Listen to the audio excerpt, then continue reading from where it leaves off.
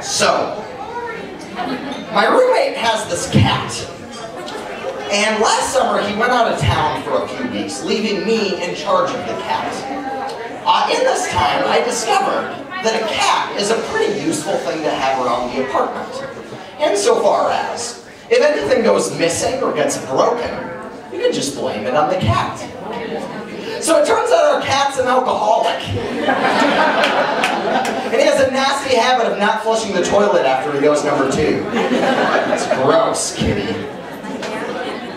So before we get too far into this, I do like to lay down a ground rule, and that is that the comedy performance arena is kind of a safe space for me. Think of it like an AA meeting with a 2-drink minimum. And then in this space, I can ask you folks certain questions without feeling like you're judging me. So having said all that, is it worse to knock a woman up or down? From what I've gathered, it depends which side of the Mason-Dixon line you're on.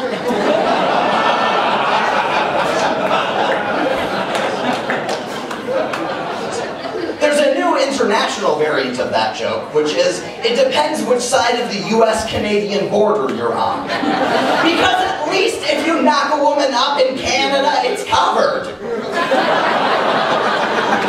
They have that advantage. I've been thinking a lot lately about how I would fare in a prison context. Not for any reason in particular, just in general. And I've decided I would not do too well. I don't know how I look from the audience. I'm about 5.5 feet tall. I'm not a big dude. I would not be sentenced to time in prison so much as rape on a schedule. I'd be like the prison yard Ouija board magnifying glass. Just all hands on deck. I'd be swapped from cell to cell to cell so quickly you'd just hear, huh, ah, oop.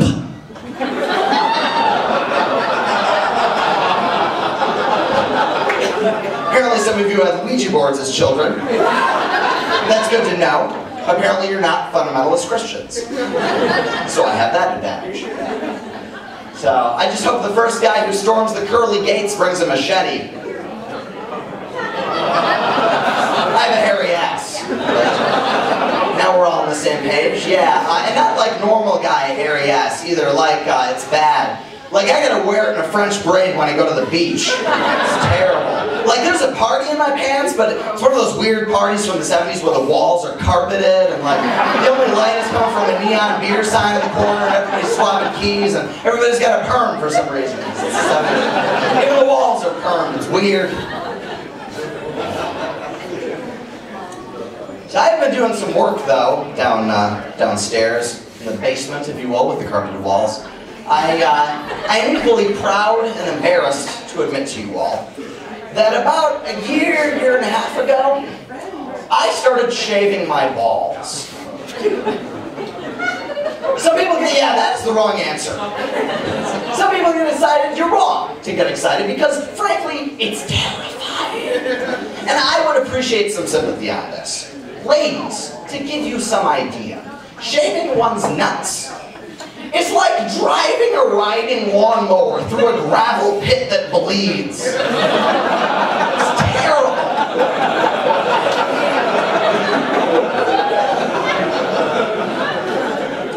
Also, ironically enough, much like driving a riding lawnmower through a gravel pit, I had to learn this the hard way, it is not something that should be done in the wind. Quite frankly, if you got a pubic hair underneath a contact lens, you're taking a sick day. That's just how that goes. So I have a friend who's deaf. I was talking to him the other day, I said to him, hey man, how do you sign, I lost both my arms in the war?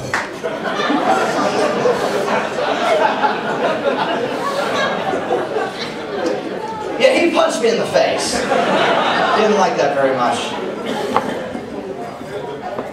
Some of the vocalists in a death metal band, in addition to doing stand-up. Seriously, I mean, it might sound cool on paper, I'll grant you that. It might sound cool on paper, I'm the vocalist in a death metal band. Really all it means though is, on a regular basis, people pay money to hear me sound like a guy's gargling the chlamydia-stricken balls of Satan. It's terrible. Really awful. I listen to a lot of kind of odd music as a result of playing in this band. I picked up a CD the other day by the band Dinu Borgir. Awesome, they're from Norway, the most metal of all nations. Because they have fjords, the most metal of all geographic structures. It's like the earth is stabbing us. It's awesome. So, on this record, they do something fairly typical of death metal bands, which is that they use pseudonyms, because their real names aren't evil enough. You can't be like Christian Anderson and play in a death metal band that doesn't work. So on this record, the lineup is, on vocals, Shadroth. On guitar, Golden. On bass, Silenos. And on drums, Nick. Looks like someone forgot to pick up his copy of Lord of the Rings before band practice. Would you have loved to see that guy get chewed out by his bandmates? Would you like, yes, you have demonstrated the least amount of commitment among us, and shall henceforth be known as the least evil. You shall henceforth be known as Nick. That's my nerd voice, which is upsettingly similar to my actual voice. But what are you going to do? You work with what you got. I went grocery shopping the other day, and whilst grocery shopping, I picked up 3 things. I bought a wheel of cheddar cheese, a case of Mountain Dew, and some go-gurt. I bought these things, you may be wondering why. I bought them because when mixed together in equal proportions at room temperature, they actually make marijuana. You thought it came out of the ground? I'm kidding, it does come out of the ground. And speaking of things that come out of the ground illegally, I was reading about dead people the other day. The obituary section, you know? I don't know if you've ever read the obituaries for any length of time, but most people's lives suck.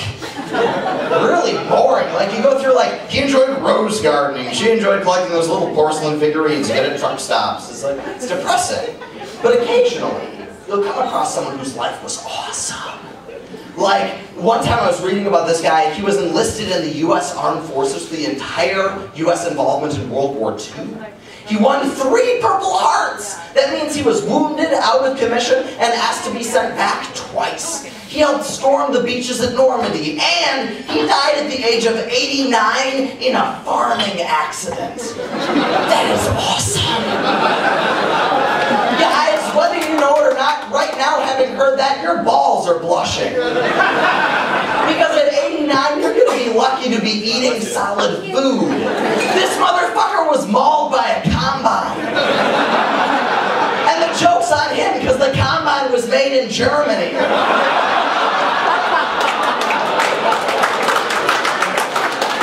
The Krauts got him after all.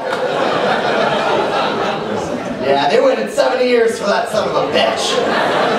That, my friends, is patience. Thank you very much. That's my portion of the show.